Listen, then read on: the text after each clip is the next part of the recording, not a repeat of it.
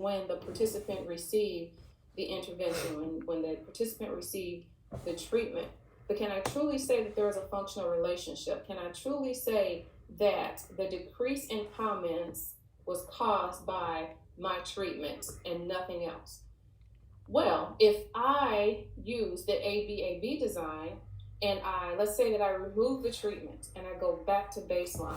So I remove the treatment and I want to see what happens with comments when the participant does not have my treatment. As you can see in the graph, the number of comments increased. It went from 3 to 5 back up to, that looks like 7 to 12. And then when I implemented my intervention again, it decreased again in the same manner that it decreased the first time when I gave the participant my treatment, my intervention. So when I look at this graph, I can see that without my treatment, the individual had a higher number of comments, but when the individual had my treatment, the number of comments decreased. So the DV was changed. It was affected by the IV, the independent variable, my treatment. So in this case, I can say that there is a functional relationship, because by giving the participant my intervention and seeing the behavior drop, and then removing my intervention, seeing it increase, and then giving it again and seeing it drop in the same manner, I can say that my intervention was responsible for the change in behavior. This is where that functional relationship comes in place. Let's look at a multiple baseline design. As you know, on a multiple baseline, and this is a multiple baseline across subjects, 2 subjects receive baseline at the same time. And once the data is stable, the first participant receives the treatment. And then once we see stable data in the treatment for the first participant, we give the treatment to the second participant. So in the first participant, let's see, we have 0 to 2. So our behavior is at a frequency of 0 to 2. But then when intervention was implemented, when the participant was given the treatment, it increased to, let's see, that looks like 6 to 10, it increased. So I'm seeing, once my data is stable with the first participant, then I give the intervention to the second participant, and I can see that the second participant also went from a range of 0 to 2 up to, it looks like 8 to 10, 9 to 10. So I can see that the behavior in the second participant also increased in the same manner. So in this instance, I can say that there is a functional relationship between the behavior and my intervention. Again, remember, a functional relationship is very important in applied behavior analysis. If you're not familiar with the 7 dimensions of behavior, I encourage you to go back and read the Bayer article. Here is the reference for you.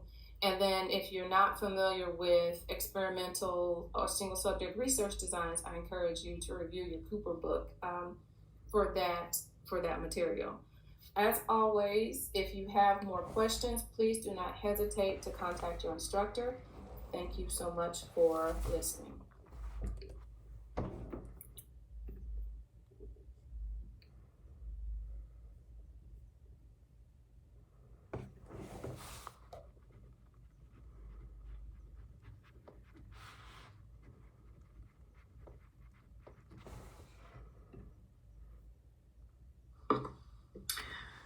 We've discussed many types of validity throughout this course.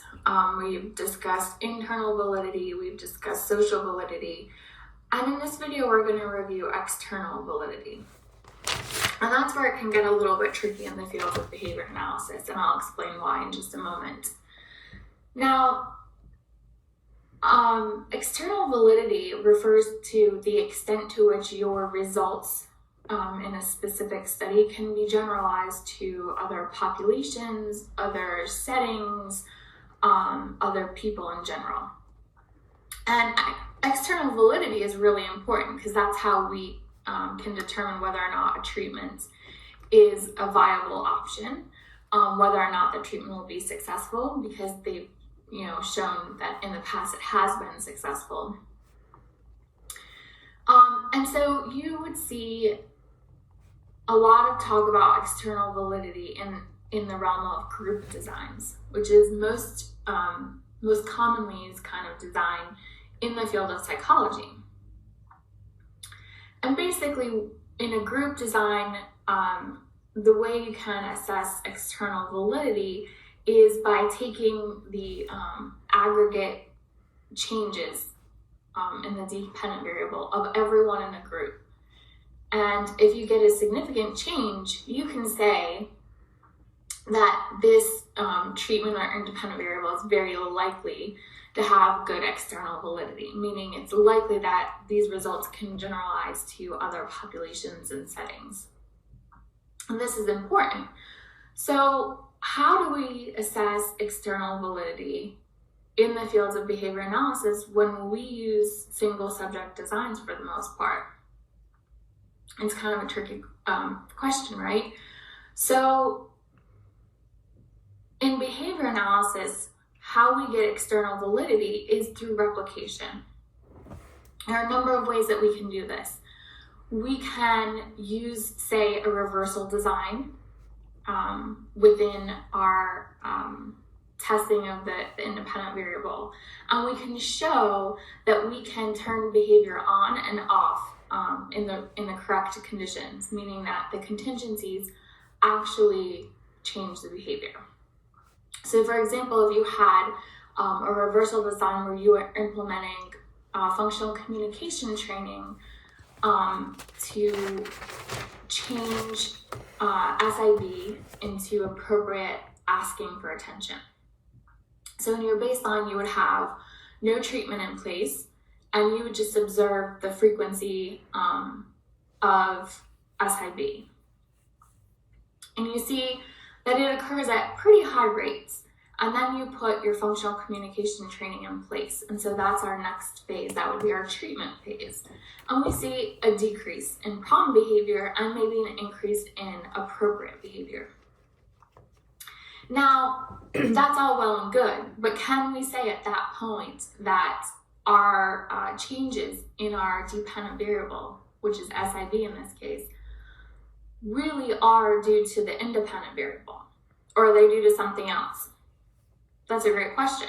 So we go back to baseline and we show that we can get those levels of problem behavior that we saw in the first baseline again in the second baseline when we withdraw our treatment. Then we go back to our second treatment phase. So the treatment's the same, you're just implementing it again. And so what you've done is essentially replicate the effects of your treatment. You've just done it within one participant versus across many. So that's one way to show external validity. We've demonstrated internal validity by showing that you actually can change the behavior, and that change is due to your independent variable. But then we have also showed some external validity because we've replicated that change. And we can demonstrate that we can turn the behavior on and off by implementing or removing treatment. Another way we can do it is to take other research and directly replicate those research methods. Now, this is where it is very important for you as a behavior analyst to describe your treatments and definitions of target and non-target behavior, etc., very, very clearly. Some people might get a little bit upset when their professor takes points off because they didn't talk about social interaction and an appropriate social interaction in their definition. And this is where it can become an issue. When someone else wants to take what you've done and test it again, they need to follow exactly what you did originally. And so having those very specific definitions is really important in that case. But so we can replicate other studies that have been done before using X, Y, and Z treatments. And we can do that across populations, we can do it across settings, we can do it across different types of behavior. We can, the list can go on and on of what we could do to show that our treatment has external validity. Now, some examples of this are right within your reach. One being the functional analysis. Now, the functional analysis has been demonstrated in hundreds of studies to be effective at determining the function of a problem behavior and then maintaining variables of that problem behavior such that a function-based intervention can be implemented. And the functional analysis has been done in many ways. There's been some alterations, there's been some tests of the exact same thing as the original functional analysis. And so what we've done now in the field of behavior analysis is demonstrate time and time again that the functional analysis is successful at identifying the function of problem behavior. Another example is functional communication training and using that as a treatment. Like I said in an earlier video, functional communication training is the most often used treatment. And so again, what we have is all of these replications of functional communication training. People have done functional communication training and then people come behind and do it again and again and again. And they're manipulating all those other variables. They're doing it with different populations, they're doing it in different settings, they're doing it with different target behaviors. And all of that shows us that time and time again, we've gotten success, we've had success with this treatment. And so that is our external validity in the field of behavior analysis. Replication, replication, replication. And so, you might hear other psychologists argue against the single subject design for many reasons, but that would be one of them.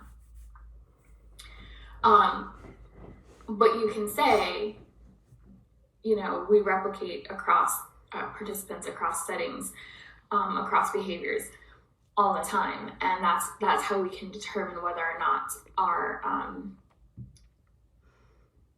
our independent variables are successful and really do have an effect on behavior, and not just with one person, but with many individuals, across many settings, across many behaviors, etc. Now, I know this might sound pretty boring because I'm talking about research, and maybe you're not interested in research, or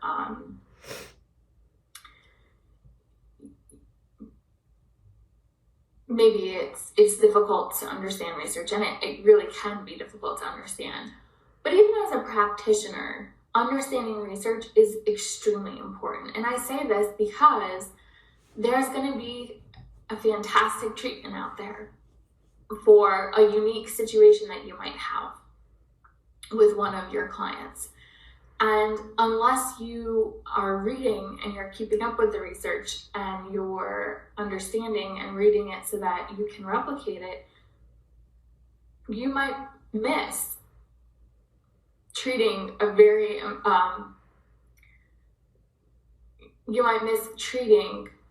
problem behavior because maybe it's a unique situation. And you've tried X, Y, and Z treatments, but you didn't try this one because you didn't read about it. So how would you know? And so it's very important for both researchers and practitioners to work together on those types of things. And so it's important to understand what replication means and be able to pick up a research article and replicate it with one of your clients if it seemed appropriate for your client. And in doing so, not only do you get effective treatments, but you're also helping with that external validity. You're doing more replications. You're showing and demonstrating over and over that this treatment, in fact, does work. It works across many settings, populations, etc. So you're helping to increase the external validity of research that's out there when you're reading and you're aware of the research and you're able to implement it in your everyday practices as a behavior analyst.